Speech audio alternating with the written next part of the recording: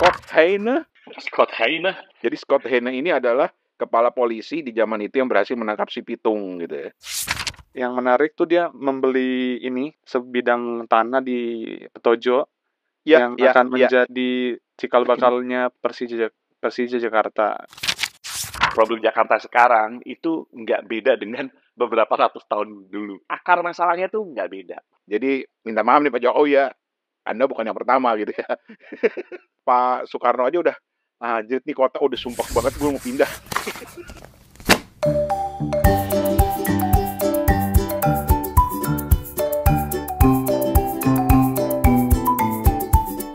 Oke, ini gue udah rekam ya.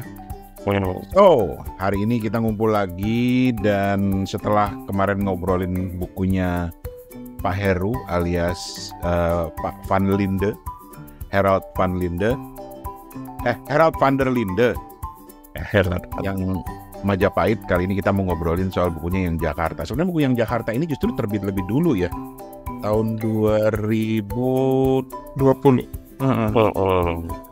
Siapa yang ngasih ide ini? Mas Toto. Kok gua?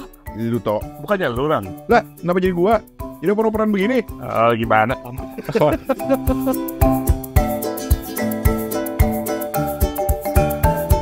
Ini ketemu rekaman yang kali ini tuh di kita masing-masing akan membaca buku yang sama. Baru kita diskusikan. Karena biasanya kan kita ngobrolin buku masing-masing nih.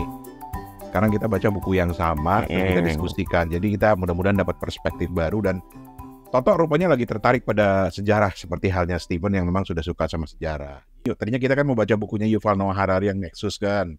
Kita geser dulu dan Nexus nanti belakangan. Padahal udah pada susah baca Nexus. Serius lu Tok? Susah ngabisinnya. Oh, enggak sih. Gue sih so far jalan udah aman-aman aja. Malah udah jadi bahan kuliah. Oh ya? Oh, jadi lu udah summary bahan kuliah gitu. Keren banget kan. lo. Terutama yang soal AI-nya kan, gue ngobrolin soal AI. Jadi yang bagian AI itu langsung gue skip. Gue langsung skip ke bagian AI-nya. Oke. Keren. Oke. Tapi oke lah, sekarang kita ngobrolin bukunya Pak Heru. Pak Harold van der Linde. Pak Harold van der Linde. Nah, ini menarik ya Pak Harold van der Linde ini karena dia itu seorang bankir ya, bukan bankir ya, analis keuangan ya. Iya, dia seorang ekonom sebenarnya. Backgroundnya equity analyst. Equity analyst itu apa sih Tok? Ya itu bagian dari investment analyst gitulah, menganalisa ekuitas saham gitu. Tapi dia kalau nggak salah di backgroundnya tuh ekonom makroekonomis gitu. Lulusan Netherlands, kan dia orang Belanda.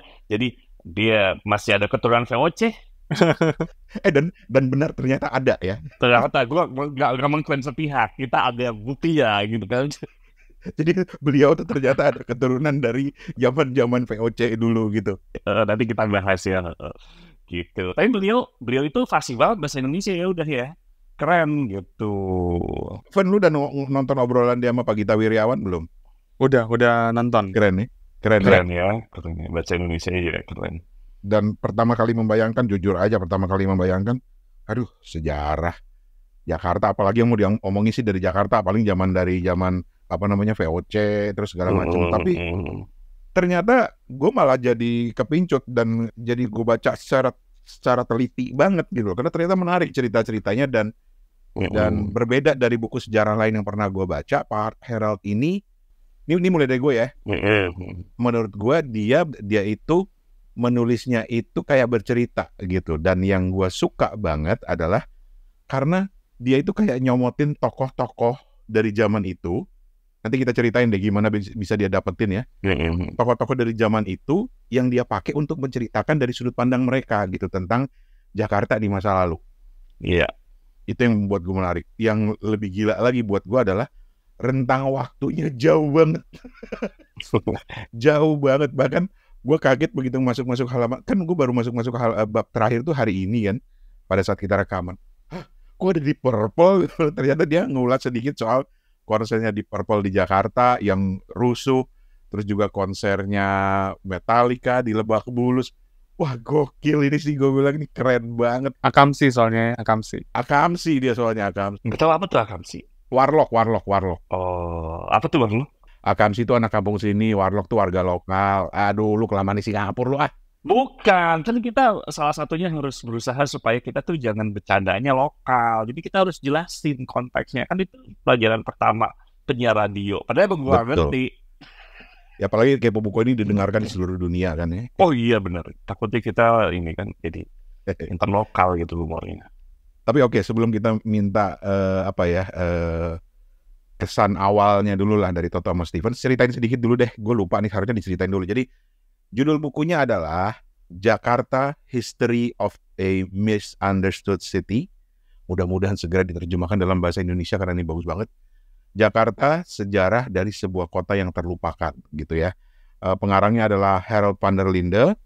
Diterbitkannya pertama kali tahun 2020 dan ini menceritakan atau menarasikan sejarah Jakarta kalau menurut gue dari pengalaman dan sudut pandang individu-individu atau orang-orang yang hidup di zaman itu, atau kalau di beberapa review dia bilang dari sudut pandang orang-orang yang benar-benar menapaki jalan-jalan di Jakarta pada masa itu, kurang lebih kayak gitu. Wow. Keren banget kan itu idenya itu. Gue suka banget tuh idenya tuh. Tapi aku pengen kasih salam dulu buat Pak Herel, buat Ibu, buat David, dan juga congrats, buku Majapahit itu akan diterbitkan edisi Indonesianya di penerbit KPG. Oke, selamat. Buku ini tuh yang dari pertama tuh sampulnya apik, dibuat oleh Derek Bacon. Ini kayak kita langsung bisa nyetrum gitu ya. Ini rumah di Jakarta gitu ya, kampung di Jakarta kali ya. Lalu ini kayak Bang Rani bilang tadi, ini tuh buku sejarah kota Jakarta yang ditulis dengan gaya bercerita gitu ya.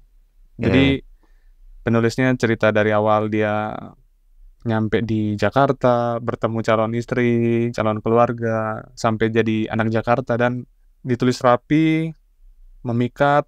Jadi kita bisa ngerti nih dikit-dikit dan meraba kecintaan Pak Heru akan sejarah kota Jakarta gitu. Nyampe banget ke pembaca. Betul, dan Jakarta tuh Jakarta Pasar Minggu, Tebet. Dia pernah tinggal di daerah-daerah itu, di daerah-daerah pemukiman gitu ya, bukan daerah-daerah kayak di mana, di Menteng gitu kan ya. Bukan daerah elit. Bukan daerah elit gitu, salah juga benar-benar. gue ngomong. Berarti Pasar Minggu bukan daerah elit toh. Emang bukan. Bukan. Apalagi Condet tuh, Condet. Condet. Oh, gimana? Apalagi Depok. Jadi, Depok bukan Jakarta ya udah. Bukan Jakarta udah. Jadi benar kata Steven, Pak Heru, kita panggilnya Pak Heru ya. Pak Heru aja deh. Pak Heru ini benar-benar kamsi banget gitu, anak kampung sini gitu. Nah, kalau ngomong baca buku ini, gue mungkin boleh bilang ini ya sebelum kita bahas ya.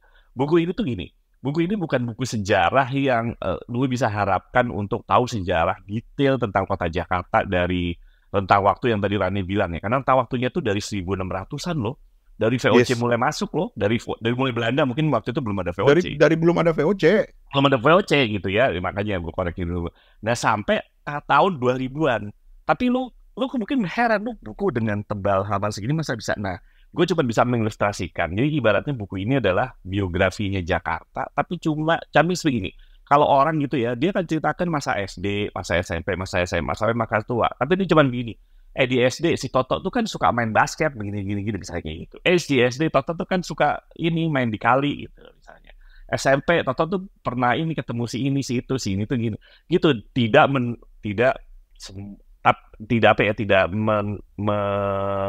menampilkan semua hari per hari yang ada di orang itu, dan begitu juga buku ini. Tapi itulah sisi menariknya. Sisi menarik yang kadang-kadang terlupakan dari penulisan sejarah. Walaupun sebenarnya kalau Jakarta juga diterusin dalam satu buku juga susah ya. Karena ternyata ya kalau gue lihat, nah lagi-lagi ya gue bukan ini ya. Biasanya kan kita kalau buku sejarah lihatnya ke Kobam ya.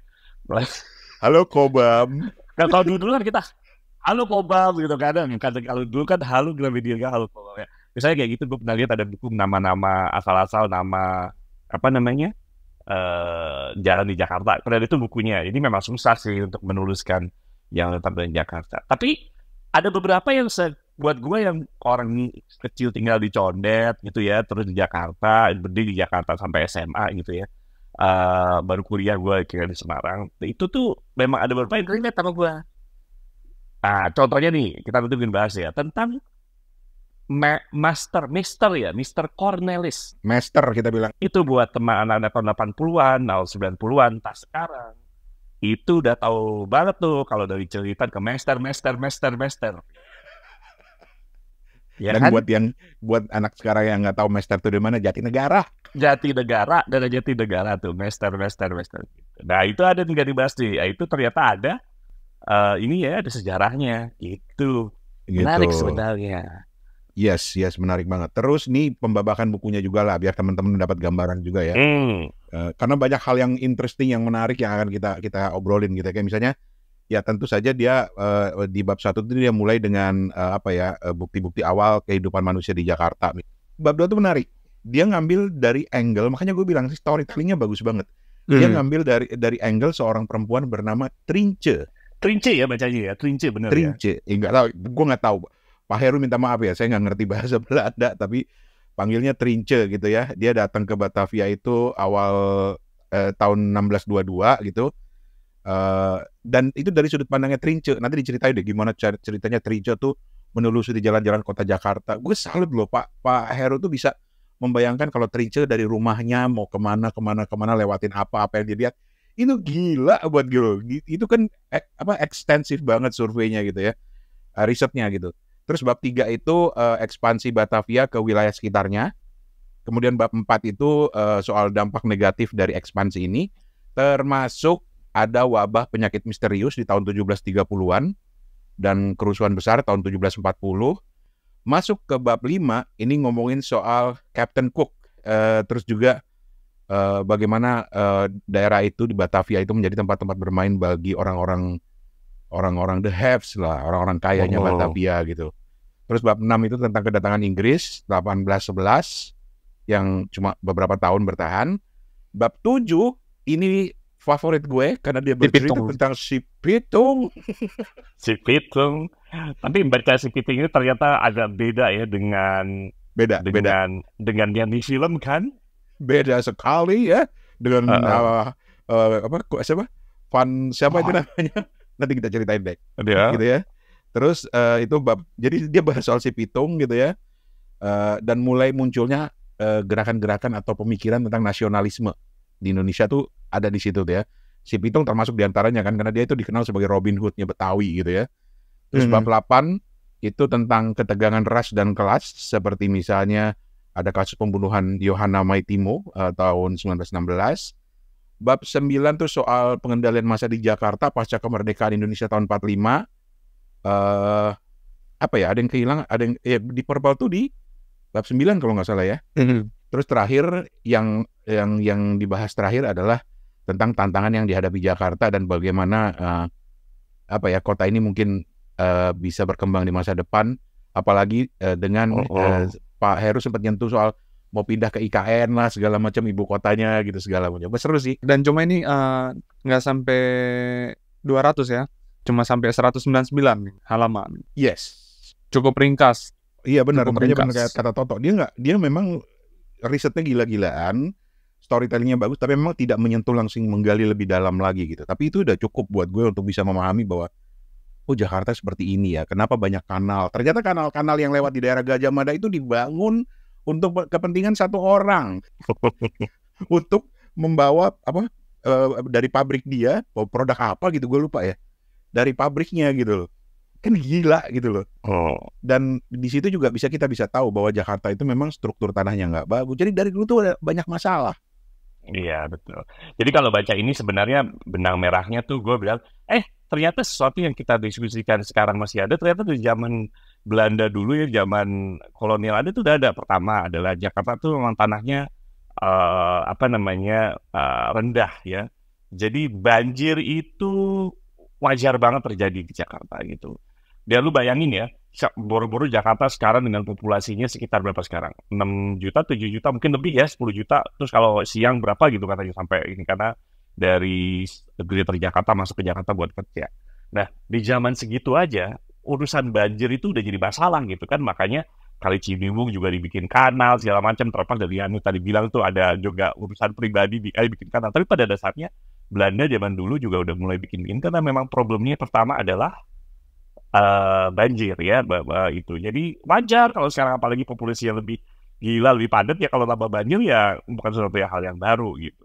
Kedua yang menurut gue menarik, di tahun-tahun segitu orang kampung asli Jakarta itu juga udah merasa terpinggirkan loh. Karena banyaknya pendatang. Jadi waktu zaman segitu udah ada Belanda masuk, udah orang Jawa masuk, Javanese, belum lagi orang Portugis yang ada masuk, kemudian ada orang kampung lain juga masuk gitu ya. Jadi ternyata orang Jakarta sendiri, kalau ngomong sekarang walaupun sekarang kalau orang Betawi mungkin Betawi yang mana dulu gitu kan ya, karena Betawi juga mungkin udah zaman dulu orang Jawa juga udah, kalau lama tinggal dari zaman VOC masih ada sampai sekarang di orang Betawi ya istilahnya. Tapi maksud gua ya sudah dalam kutip udah terpinggirkan gitu. Bukan terpinggirkan dalam artian ya udah mulai ada tantangan seperti itu ya, di mana Jakarta atau Batavia saat itu udah jadi melting pot sebenarnya. Betul. Jadi kalau dibilang Jakarta sekarang kota metropolitan, itu dari dulu udah begitu. Cuma memang ada gambaran-gambaran menarik ya, misalnya daerah Pancoran itu dulu hutan gitu kan. Itu menarik.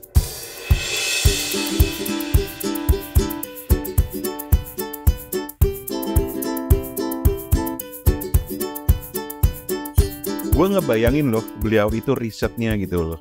Itu kayak apa ya gitu. Tapi di satu sisi lain, gue jadi teringat sama seorang temen gue, seorang penyiar radio senior dulu waktu gue masih di Singapura, namanya Pak Chandra Mualim, orang radio Nederland pindah ke Singapura. Dia kan jago bahasa Belanda. So, dia itu hobinya nongkrong di pusat arsip. Karena dia bilang, Rani, kamu bayangkan, dia bilang gitu ya, orang Belanda itu, VOC itu arsipnya luar biasa. Dari arsip surat menyurat, arsip pengadilan, arsip dagang, arsip bangunan-bangunan. Jadi dia bilang, saya tinggal ambil itu untuk membuat tulisan gitu. Nah, saya nggak perlu ngebayangin Pak Heru itu akan seperti itu gitu loh. Memang. Cuma ya seperti gue bilang tadi, yang menarik dari Pak Heru adalah karena dia ngambilnya dari sudut pandang orang gitu loh, dari sudut pandang manusia. Manusia di Jakarta pada masa itu dilihat dari sudut pandang. Jadi ada beberapa nama nih sebelum kita ke Steven ya. Gue tadi sempat ngelis beberapa nama yang paling nggak yang buat gue yang menarik banget gitu ya. Trince, terus kemudian ya si Pitung pastilah itu juga. Terus juga teknisi jam ya. Ya betul. Terus juga Jan Pietersen Koen gitu ya.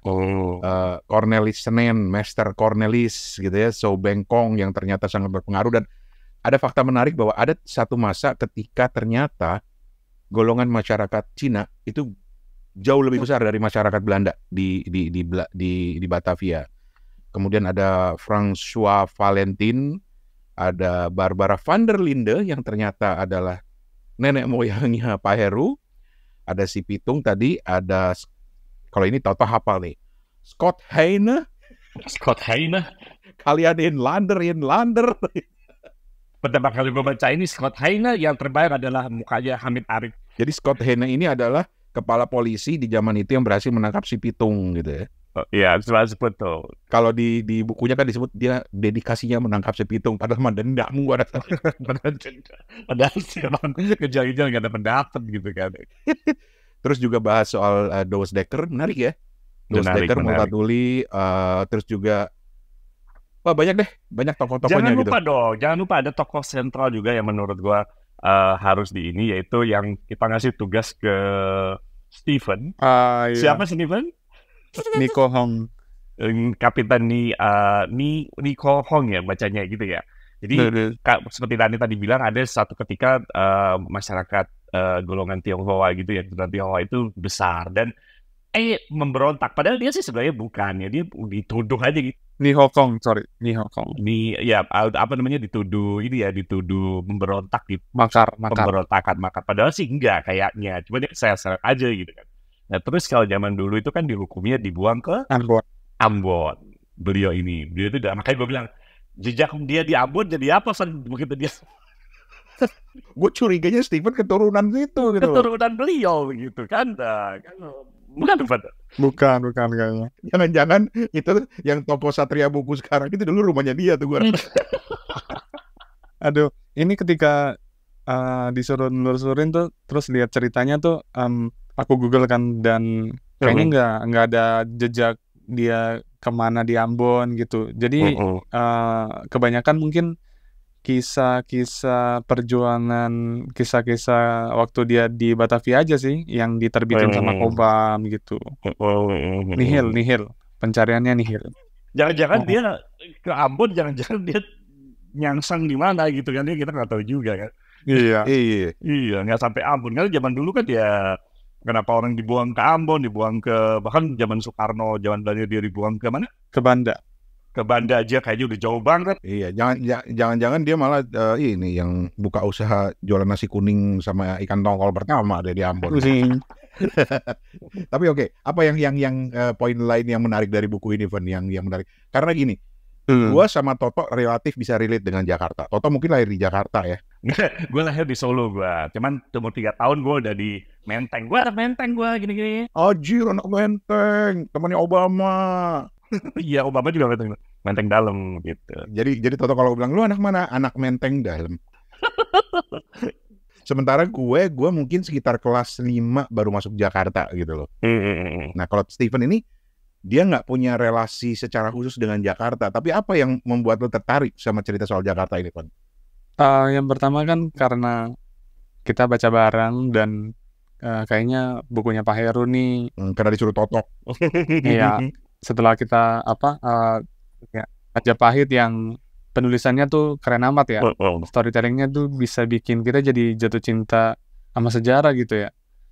Aku kira Jakarta tuh bisa jadi bahan bacaan berikutnya. Dan menurut aku tuh penggunaan kisah hidup keluarganya Pak Heru, terus tokoh-tokoh yang tadi kita dengar dari pemaparan Bang Rani tuh yang digali dari arsip sejarah ya, Bang Rani ya, Mas Toto ya, pasti ya. Betul. Itu tuh membuat buku ini jadi lebih mudah diikutin. Meski di beberapa bagian tuh buat aku tuh agak clueless ya, soalnya banyak geografinya kayak ya yang diceritain kayak yang aku tulis nih Molenvliet Canal, terus ada Weltevreden kan nanti ibu kota barunya dari Batavia gitu ya.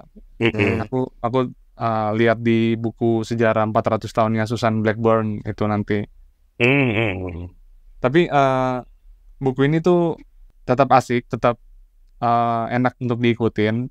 Orang luar, orang yang mungkin cuma ke Jakarta sekali 2 kali ataupun mungkin nggak pernah sama sekali gitu ya. Tapi ada gambaran cerita-ceritanya. Jadi kita bisa ikut relate gitu ya, ikut memikirkan nasib tokohnya gitu ya, bisa ikut membayangkan gimana sih kehidupannya waktu itu ya. Itu hebatnya penulisannya Pak Heru ya. Dan buku ini tuh berhasil mengignite rasa ingin tahu gue untuk baca lebih lanjut gitu tentang Jakarta, tentang sosok pejuang kemerdekaan. Kan ada sempat juga disinggung tuh Muhammad Husni Tamrin. Betul. Dan aku kira ini bacaan yang solid untuk orang-orang yang ingin mengenal sejarah ibu kota Indonesia lah. Maaf ya, sekarang disebutnya daerah khusus Jakarta aja ya. Karena kata Pak Prabowo 4 tahun lagi udah pindah ke IKN secara habis-habisan nih. Anyway, bagian apa yang lu suka dari buku yang paling meninggalkan kesan buat lo? Ini apa? Yang bagian Kapiten Tionghoa. Karena fun fact-nya tuh kayaknya kaum Tionghoa tuh bisa sedekat itu ya berdampingan hidup di Jakarta zaman dulu ya. Betul.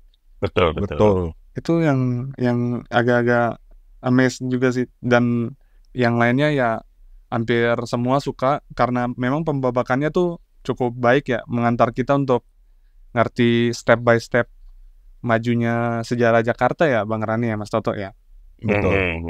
Kalau dari gue, gue mundur dikit. Jadi gini, gue merasa bahwa titik kecintaannya atau titik ketertarikannya Pak Heru terhadap Jakarta itu muncul ketika dia mencari keluarga dia atau keturunan dia di arsip-arsip yang ada di Jakarta gitu ya.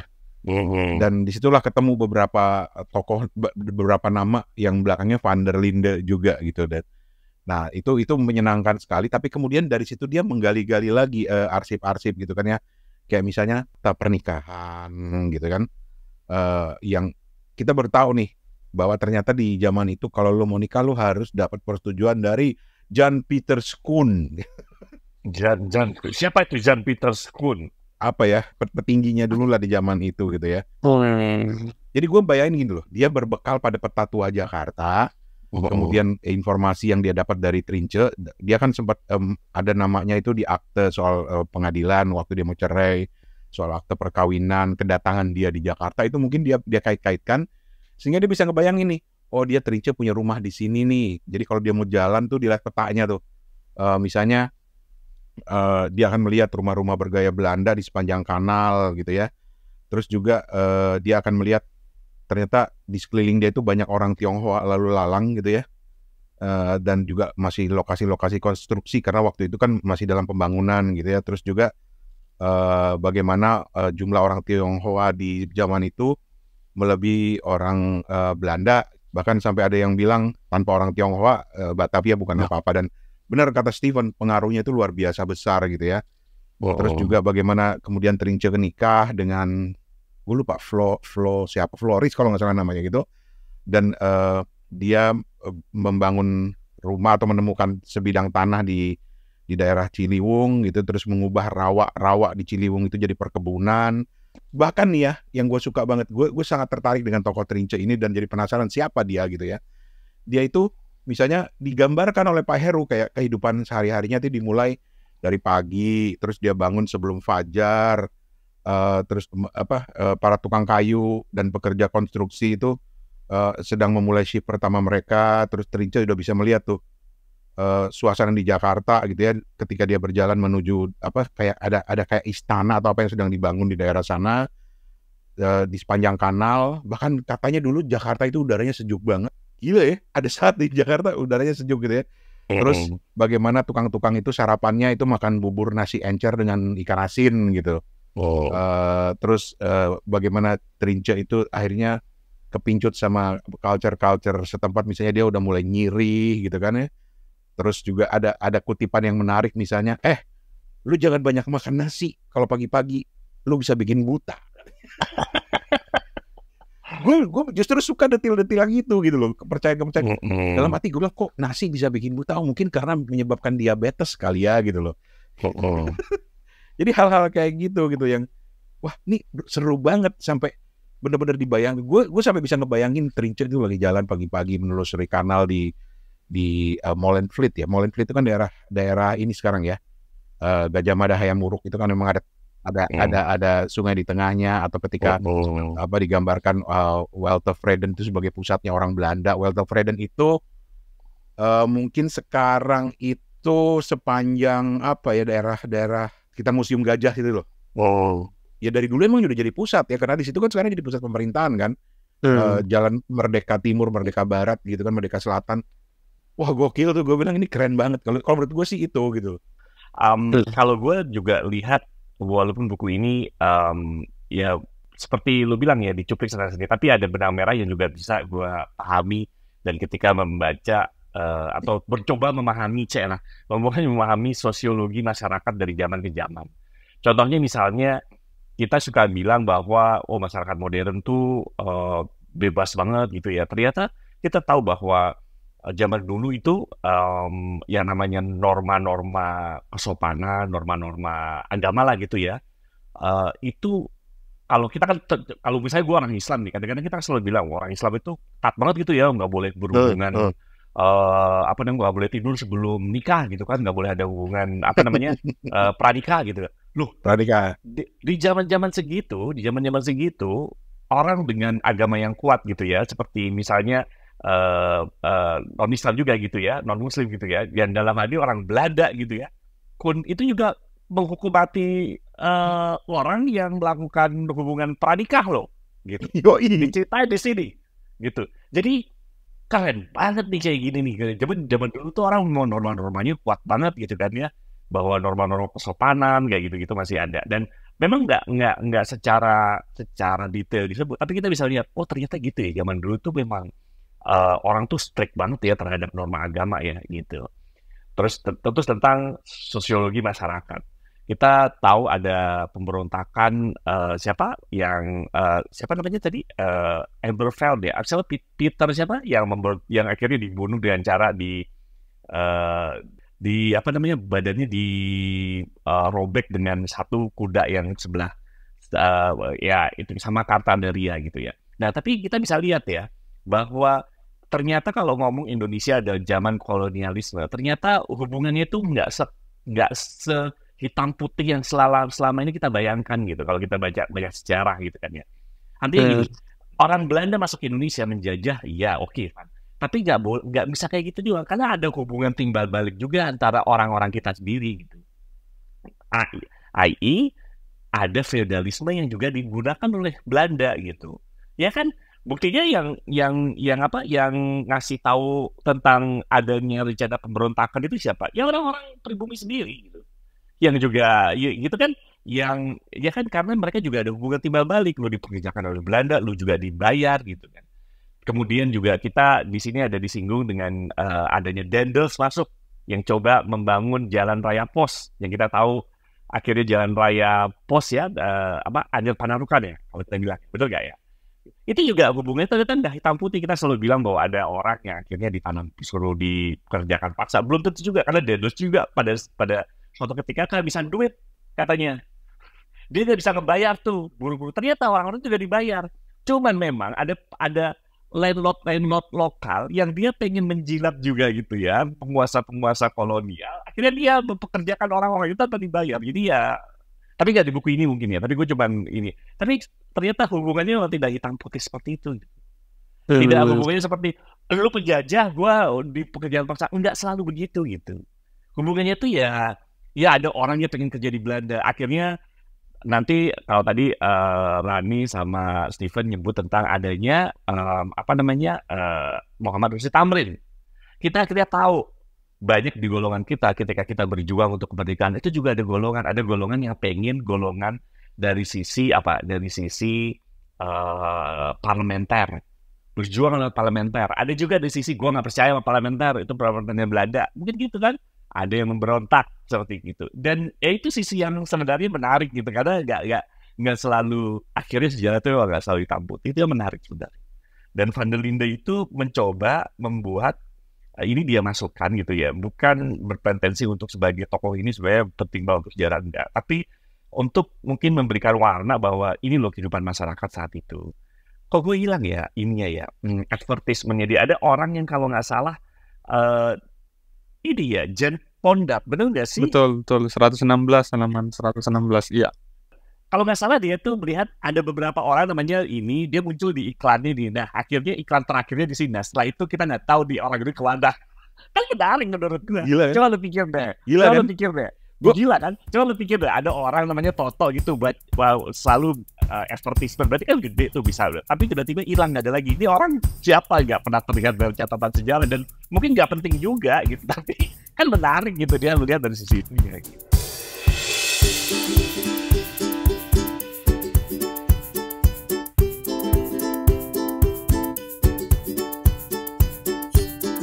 Gue malah ngebayangin gini loh, orang beberapa puluh tahun ke depan nanti ngelihat di era ini, akankah dia melihatnya sama dengan cara Pak Heru ngelihat Batavia zaman dulu gitu loh. Karena justru kan catatan sejarah harusnya lebih banyak ya. Cuma memang dulu itu terarsip akta nikah, iklan, media, segala macam gitu ya. Sampai gaya hidup gitu. Kayak gaya hidup misalnya ada tokoh namanya Cornelia gitu ya. Jadi Pak Heru itu menemukan surat dia yang dikirim ke Belanda gitu. Betul. Terus dia cerita gaya hidupnya gitu. Misalnya dia punya 50 budak, 9 itu masih anak-anak. Ngapain aja tugasnya. Kalau jalan tuh diiringi para budak-budaknya. Terus ada yang ngurusin makanannya. Terus juga ada yang pekerjaan rumah, ngejahit. Itu kan nunjukin gaya hidupnya. Bahkan sampai dia memberikan gambaran detail tentang seperti apa sih baju-baju orang zaman dulu. Jadi zaman-zaman orang-orang kaya-kaya dulu tuh seperti itu gitu loh. Terus juga kalau gue sih selalu suka detail-detail kehidupan ya. Kalau Toto kan kelihatannya melihat dari aspek sosiologisnya. Kalau gue lebih kepada aspek antropologisnya, kehidupan masyarakat di situ. Kayak misalnya nih, kalau tadi gue nyinggung soal Molenvliet. Molenvliet itu kan ya sekarang Hayamuruk Gajah Mada. Jadi jalan besar dibagi 2 sungai di tengahnya gitu kan. Itu ternyata dulu ada seorang pengusaha yang punya perkebunan di selatan Jakarta, dan supaya mempermudah pengiriman gula sayuran buah-buahan ke pasar di Batavia, dia bikin kanal, Bo. Dan ternyata kemudian pemerintahan Belanda bilang ini ada manfaatnya, terus dibelilah kanal itu kan. Makanya dibilang Molenvliet. Molenvliet itu artinya kanal pabrik, dan kanal itu jadi ciri khas kota selama berabad-abad, terus untuk ngangkut barang segala macam. Dan sampai sekarang masih, jadi dulu digambarkan tuh selain buat transportasi itu dipakai buat orang-orang di situ untuk mandi, nyuci gitu masyarakat sekitarnya. Dan udah tercemar juga dari dulu. Iya, udah tercemar juga dari dulu, betul. Jadi kalau ingat gak zaman Ahok yang bilang kita mau jadikan dia transportasi kayak di Amsterdam, gitu kan gak bisa, emang dari dulu udah tercemar. Dan gue pernah baca buku lain tentang itu, banyak dulu zaman, tapi bukan di buku ini ya, gue pernah lihat ini ada katanya satu cerita gitu ya, orang Belanda tuh waktu itu lihat ini, orang-orang Tionghoa. Orang Tionghoa tuh kok jarang ya kena disentri, kena diare gitu-gitu. Ternyata orang Tionghoa tuh ternyata suka minum teh gitu. Dia bilang. Makanya orang Belanda ikutan minum teh. Mereka lupa sebenarnya, bukan tehnya yang bikin nggak diare. Karena untuk bikin teh, air itu dimasak. Ya, mereka kan dulu kan kalau di Belanda minum aja nggak dimasak kan gitu kan, zaman dulu minum aja kan. Mungkin di Belanda masih bersih gitu, dan memang begitu kan. Dan kalau lihat VOC itu sebenarnya VOC itu bukan Belanda ya, sebenarnya bukan pemerintahan Belanda ya, jangan salah ya teman-teman. VOC itu sebenarnya perusahaan loh. Dan zaman dulu udah ada korupsi. Dan itu dilakukan oleh orang-orang pemerintahan VOC yang pengen dapetin uang tambahan. Sama, itu dari dulu udah kayak gini ternyata. Aku tambahin aja yang aku senangi dari buku ini. Aku catat ada bab 4 sama bab 7, itu menarik. Ada Emma Tamrin yang diceritakan juga cukup ringkas. Kalau dia tuh pro rakyat miskin, pengen mengusahakan perbaikan kampung lewat Dewan Rakyat waktu itu. Dan betul. Aku baca di majalah Tempo juga kan di Agustus 2024 kemarin yang mengangkat Kipra Akamsi Sawah Besar ini. Jadi Pak Husni Tamrin ini sebenarnya itu dia sahabat dan kawan diskusinya Soekarno gitu. Jadi kita kenal Soekarno, kita juga harusnya nggak melupakan temannya ini Pak Tamrin, Pak Husni Tamrin, karena ketika dia di penjara, ketika dia dalam masa-masa sulit, itu Pak Tamrin yang ibaratnya kayak nolongin gitu, kayak ngasih duit ke Ibu Inggit untuk bantu-bantu. Dan juga ada yang menarik tuh, dia membeli lapangan sebidang tanah di Petojo yang akan menjadi cikal bakalnya Persija Jakarta, karena waktu itu ini ada pelang gitu kan yang bilang verboden for Honden and Inlander, atau anjing dan pribumi dilarang masuk. Jadi ya Pak Husni Tamrin ini merogoh uangnya untuk beli lapangan lah gitu, biar anak-anak pribumi itu bisa pada main gitu. Keren banget sih ini. Terus tadi yang bab 7? Bab 7. Iya, bab 4 bab 7 lebih ke gimana sih suasana, dan juga kaum Tionghoa tuh bekerja berasimilasi di Batavia tuh, itu bab-bab yang menarik. Lu nggak nyebutin Ivan Raden Saleh? Oh, Cikini, Istana Cikini ya. Iya, ada Raden Saleh juga disebut di situ. Keren ya. Ternyata Raden Saleh tuh orang kaya juga ya dewasanya ya. Keren ya. Yoi. Sebenarnya aku mau tanya, itu istananya Cikini, istananya Raden Saleh itu sampai sekarang masih ada apa gimana? Nggak jelas. Jadi rumah sakit, apa jadi rumah sakit Cikini? Bukan? Jangan-jangan yang jadi rumah sakit Cikini ya? Bentar, coba kita lihat. Lanjut dulu sambil gue cari. Oke, jadi teman-teman, Bang Rane, Mas Toto, mungkin buku Jakarta ini mungkin belum menjadi referensi yang cukup optimal ya untuk tahu sejarah Jakarta juga ya. Jadi Pak Heru ini kan juga ngasih further reading. Jadi ada buku yang aku mau infoin, Jakarta Sejarah 400 Tahun, Susan Blackburn. Ini yang baru aja cetak ulang di Cobham. Teman-teman Oh juga ya, oh beli. oke. Beli. Ini sampulnya menarik, ada toko monopoli di depannya, ada suasana pasar. Terus yang kedua tuh aku cuma mau bilang teman-teman juga bisa beli buku dari penerbit KPG, Omeladen, Perkembangan Masyarakat dan Ekonomi di Luar Tempo Kota Batavia 1684-1740. Karena di bahasan tadi ini kayaknya kita belum menyingkap juga sisi penting daerah penyangga Jakarta ya, Ommelanden. Betul. Oh, Fen, rumah Raden Saleh itu masih ada, Fen, sekarang, Fen. Oh, Dia bagian dari kompleks Rumah Sakit Cikini, bener. Jalan Raden Saleh Raya nomor 42, Menteng. Oh, masih ada, men, gitu. Keren ya. Wah, keren. Gue lagi googling nih. Oh iya, mungkin ada satu yang gue sebut ya. Ternyata di buku ini buat teman-teman yang suka. Tadi kan Rane dari segi antropologis, gue sosiologis, kemudian mungkin Stephen dari segi beberapa orang ya. Ada beberapa yang sebenarnya disinggung buat teman-teman yang suka kartografi. Di sini juga menarik loh, di mana di sini tuh ada. Nanti coba deh teman-teman baca buku ini, nanti ada bilang siapa yang bilang kota ini kayak kipas, tahu nggak? Karena ada ininya ya, ada benteng-benteng sana. Kemudian nanti teman-teman tahu ternyata zaman dulu tuh ada beberapa misalnya kayak tempat serdadu itu dari dulu di Cijantung itu udah ada loh gitu. Kemudian pos polisi itu udah ada gitu. Kemudian kita ngomong, nah ini agak kebaharuan tapi sebenarnya mungkin Belanda juga udah dulu nyiapin. Dulu ketika gue kecil lihat peta, gue tuh lihat peta Jakarta segede itu, gue tuh udah ada pertanyaan. Dan akhirnya terjawab beberapa tahun kemudian gitu ya, dan akhirnya begini, tentang Kebayoran. Lu tau gak ketika Kebayoran itu ya, kenapa petanya aneh ya? Secara gue anak kecil zaman dulu ya, Jakarta kan begitu. Kenapa Kebayoran tuh petanya blunder gitu di sebelah kiri gitu kan, kalau di selatan di sana Jakarta.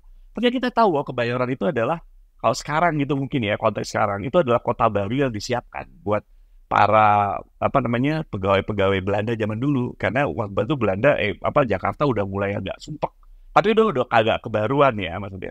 Dan itu ternyata kota baru yang memang sengaja disiapkan. Mungkin kalau zaman konteks sekarang mungkin ya misalnya Serpong gitu kali ya. Nah, cuman Kebayoran itu masih agak terlalu dekat ternyata dengan Jakarta katanya gitu. Tapi zaman dulu udah jauh kali ya gitu. Iya, makanya Pak SBY kan gesernya jauh ke belakang kan. Ke daerah apa namanya dulu yang jadi kota mati. Hambalang. Oh bukan ya? Bukan dari daerah situlah. Ya kayak gitu. Misalnya itu kan ya udah kayak gitu. Jadi sebenarnya problem kayak gitu, orang tinggal di Jakarta udah sumpek.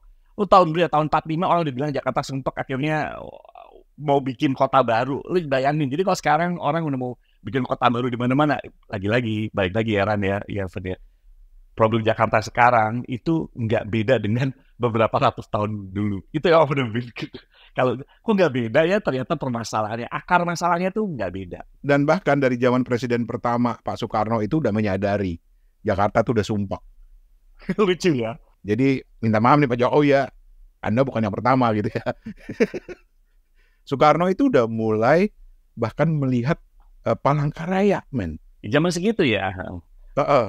Dia udah ngelihat Palangkaraya itu sebagai calon ibu kota yang baru. Karena gue kebetulan baru dari Palangkaraya dan ini toh tiang pancangnya atau monumennya itu udah membuktikan bahwa Pak Soekarno aja udah jadi nih kota udah sumpah banget, gue mau pindah.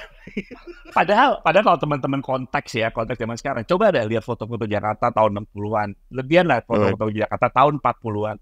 Pancoran sepinya kayak apa, kayak gitu. Orang udah bilang sumpek, itu berarti sesuatu yang udah diprediksi zaman dulu emang Jakarta seperti itu gitu. Seru. Jadi coba baca deh. Lu akan menemukan sesuatu yang hal-hal baru yang sesuai dengan perhatian lu. Banyak banget yang bisa menarik perhatian gitu loh. Dari angle-angle dari bukunya Pak Heru ini, dan ya mudah-mudahan diterjemahin nih ke bahasa Indonesia seperti halnya Majapahit ya. Gitu. Atau buat pelengkap, coba dengerin di podcast Endgame-nya Pak Gita Wirjawan, Pak Heru ngobrol dengan Pak Gita, di situ cerita-ceritanya sampai sejarah dia masuk ke Jakarta, bahwa bapaknya sendiri menyarankan jangan ke Jakarta deh, lu ke Bali dulu gitu. Iya. serem kalau ke Jakarta dulu gitu. Lu mulai dari Bali, tapi ternyata dia ke Jakarta, dia menemukan hal yang bersahabat dari Jakarta gitu. Seru. Oke. Oh iya, kita kan buka ini tuh, Ran. Sebelum kita rekaman ini kita kan udah buka buat teman-teman apa namanya yang komen. Apakah sudah komen atau masih berlanjut? Nggak ada, belum ada yang komen. Karena apa? Rata-rata ada 2-3 orang gitu yang bilang, ya elah bang, kita masih baca Majapahit bang. Oh gitu. Nice. Yoi, kalau emang ada yang udah baca mau ikutan komentar, kirim, nanti kita bisa jadikan episode sendiri juga gitu loh.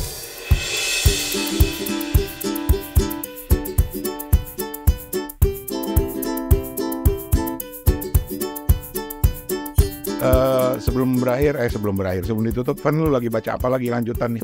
Ini sebenarnya lagi baca buku Revolusi. Apa lagi lu? Apa nih? Yang Revolusi yang merah itu bukunya? Iya, bener. Gua ada jujur aja gue ada komen Van dari Sasser. Kalian itu bertiga, gue ada komen tuh sama siapa ya? Kayak gue lupa, tapi gue cari deh.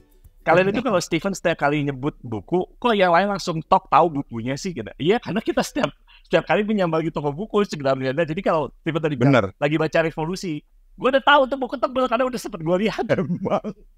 Atau kalau Steven cerita kita langsung googling nih. Kita langsung googling dan tahu ini pasti buku yang ini nih. Oh ini gitu. Jadi apa tadi buku itu? Revolusi Indonesia and the Birth of the Modern World. Sedap. Bukunya siapa sih? Bukunya siapa? Penulisnya David Van Rijbroek. Kalau gue lagi baca Nexus, karena itu kan proyek kita berikutnya. Mungkin bangsa 2-3 minggu lagi lah ya, baru kita bisa bahas. Boleh. Gue nyolong baca duluan, karena ini kan kita ada proyek-proyek baca bareng ya. Salah satunya Jakarta ini, terus berikutnya adalah Nexusnya Yuval Noah Harari. Karena itu gue belakangan jadi sering ngasih kuliah gitu, dan buat gue kuliah itu rata-rata kan bidang komunikasi. Jadi Nexus itu cocok banget kan, dia membahas soal information age. Jadi sekarang gue lagi namatin Nexusnya Yuval Noah Harari, walaupun gue udah loncat nih ke era artificial intelligence gitu. Kalau lu apa toh? Sama, gue juga lagi berusaha baca itu, dan kemarin ini gue juga kadang-kadang random. Gue kan lagi tertarik tentang evolusi, dan kemarin gue baca bukunya Darwin kok susah ya gitu ya. Terus gue iseng beli buku The Readable Darwin. Jadi buku ini ternyata bukunya Darwin, tapi mencoba ditulis ulang, dijelaskan ulang gitu ya, supaya lebih gampang dibaca. Karena jujur aja kalau lu baca Darwin yang asli itu mah agak susah, karena mungkin agak-agak old language gitu ya, jadi susah. Nah ini ditambahin kayak gitu-gitu. Gak tahu apakah bisa apa enggak gitu kan. Kalian tuh ya bukunya gila-gilaan beneran deh. Udah bosan. Tapi gini ya, gue jadi tertarik nih. Mungkin buat teman-teman ya, kan kita selalu bukan nih, Van baca ini yuk, terus ntar Mas Toto baca ini dong, kalau Steven gitu ya. Nah kita buka aja tuh tantangan tuh, teman-teman boleh lah gitu. Bareng-bareng Mas Toto, Mas Steven baca buku ini dong bertiga gitu. Boleh juga sih. Jangan mancing. Dan terakhir ya ini buat Mbak Lela secara khusus pesen, ceritain ya bukunya bagus apa enggak gitu. Kelihatannya tertarik gitu ya kalau ngeliat judulnya, tapi dia sambil bilang, tapi ya buku Sundoku gue masih banyak banget nih. Tenang Mbak Lela, saran saya sih mau baca buku Jakarta atau tidak baca, Sundoku ada tetap banyak. Jadi mendingan baca aja. Karena banyak ditambah satu itu akan tetap aja banyak, nggak akan mengubah status. Mengurangi satu juga tetap banyak gitu statusnya. Oke, dan jangan lupa Mbak Lela juga akan meluncurkan Porter Pamflet edisi kedua. Iya. Udah dapat infonya belum, Van? Udah. Ya kan? Judulnya The Year of Living Dangerously. Woi, anjir. Masing-masing lo ya di WhatsApp Mbak Lela. Gue nggak ikutan. Tapi gue pengen banget datang mau lihat. Itu karena salah satu yang menarik gue karena di situ ada katanya ada buku-buku puisi-puisi Wiji Tukul yang belum pernah dipublish. Itu kapan Ran? Kalau nggak salah lupa gue. Tanggal 24 ya. Oh 24. Oke. Di post blog. Anyway, thank you banget udah ngobrol lagi. Tadi kita posting screenshot WhatsApp kita, terus udah ada yang nge-like aja. Asik, akhirnya ada lagi gitu. Sabar ya. Masih banyak topik, tapi emang kita perlu waktu untuk bisa ngumpul lagi. Yo wes, kalau gitu, thank you Bapak Toto, thank you Bapak Steven. Terima kasih Bapak Rani. Thank you.